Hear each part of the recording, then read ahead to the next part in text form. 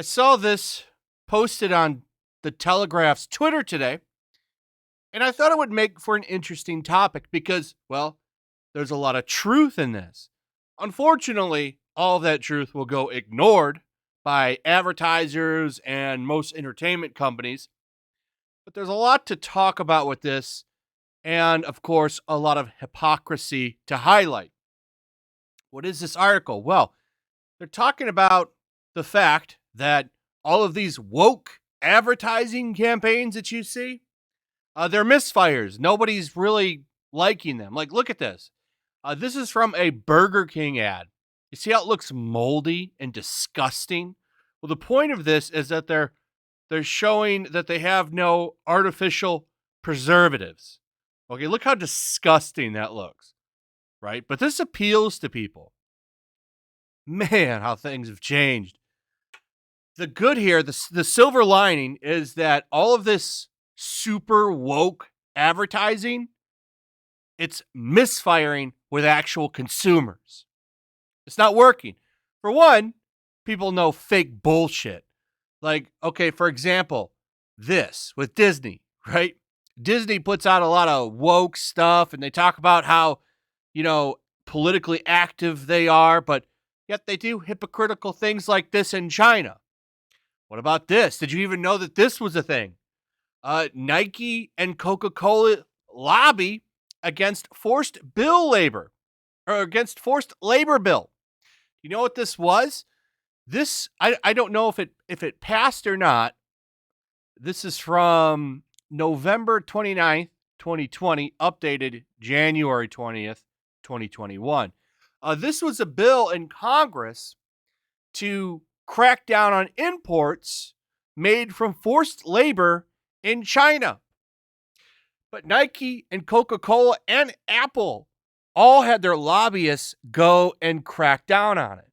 Now, it's really funny to see Nike do that because Nike's campaigns for advertisings consist of Colin Kaepernick and change, and they have women and, LGBTQ plus groups all front and center in their advertising, but yet they never put their money where their mouth is.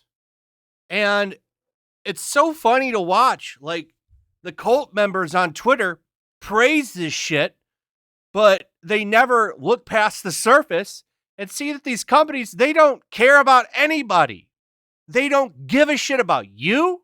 They don't give a shit about any of the groups that they advocate for. They're all fake. All of them are fake. This should have been a big thing, but you know what? You never knew about this, did you? Kind of went under the surface. In fact, I bet you on the New York Times webpage, I bet you this was buried. Here's Disney again, donating to prevent the recall of California Governor Gavin Newsom, but yet they moved 2,000 jobs from California to Florida. It's just funny. All of the hypocrisy of these companies, but they have such big hearts, and people are calling it out. Well, at least they're not falling for it for the most part. So this is a really good example for this. So the Cannes Film Festival, a lot of commercials will win awards at this thing for being, woke and putting a message in their commercials. But here's the divide.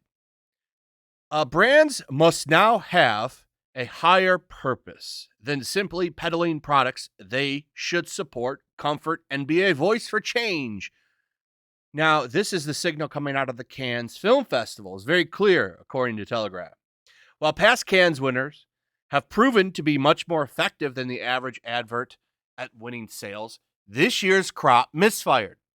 That is according to System 1, a consultancy that tracks how the potential adverts have to secure sales on a scale of 1 to 5.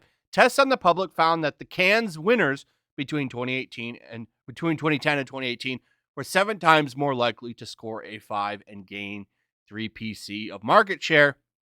This year, however, the average score came in at a more measly 2.5. Why is that?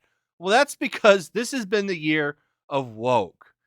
This year in 2020, we're definitely like I don't think it's ever been turned up like it has been over the past 2 years. And it's just turning people off. People don't want this shit. You know what people want? They want to be entertained. They want humor. They want happy. They don't want your trash, your garbage. You're going to sit down and be lectured. That's not what people want. That's never what people want. And what is it doing? It's alienating audiences. And that's basically what it comes down to. They're alienating people. I mean, look at America. Half of the country is divided. Like there's two points, and neither agree with each other.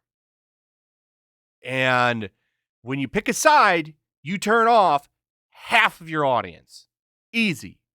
And that's not what you need to do. And if you do it, you should probably be authentic. And that's another thing. People are seeing through some of the bullshit. Oh, okay. Well, you champion all these groups, Nike, but how come you are okay with using forced slave labor in China, right? People see through this shit, and they see it as fake. So the people that they're trying to win over, that they want to buy their stuff, like a lot of them will see this and they'll say, yeah, I'm good. You're a fake company. So that's a good thing, right? But I just find it funny. Like, do we really need studies like this? You would think it would be obvious, but it's nice to see this at least done. It really is. The one thing I want to highlight, by the way, is this. So what a general audience wants is to be entertained by advertising, Evan said, because then when you are entertained, you remember it and you feel positive towards the brand. But we've got clear evidence that there has been a consistent long-time decline in the use of humor in advertising. The shift away from humor points towards an industry frightened to ruffle feathers. Rather than risk feeling a social media backlash with a misguided joke, brands appear more comfortable trumpeting their position as a force for good. And the problem is, like, they don't know how to do it, for one. And a lot of them are fake. But, they're shifting. Like, humor, how do you even do it? What is not going to offend people? Like, humor is always going to offend somebody. And one offended person can spike a viral tweet, which they're afraid to have done to them, even though after a day or two it'll go away. Because, on people on social media, they're always looking for the next bloodbath. That's it. So I don't know. I find it funny that they know this isn't working, but yet they still double down on it. I guess what do they do? I maybe grow some balls. I guess that would be a start. And stop worrying about a fringe group on Twitter. I've already seen enough stuff, and I went over enough stuff in several videos to show that, Twitter does not translate to sales. Anyway, that's pretty much it. Let me know what you guys think about all this in the comments below. Also, if you would please like, subscribe, share the video. Make sure you're still subscribed. Hit that notification bell. I'll see you guys on the next one. Peace. Also, if you want to help support the channel, check out my Teespring store. There's a link in the description. You can find some merchandise in there that you might want to check out. Also, make sure you subscribe to YellowFlash, my other channel. There's a link to that in the description as well. I do a lot of live streams over there that I don't do on this channel. Usually smaller and a little bit more personal. So make sure you follow me over there and sign up.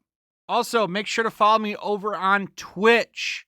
I do watch parties, play video games over there. They're always fun. Follow me over there and come hang out.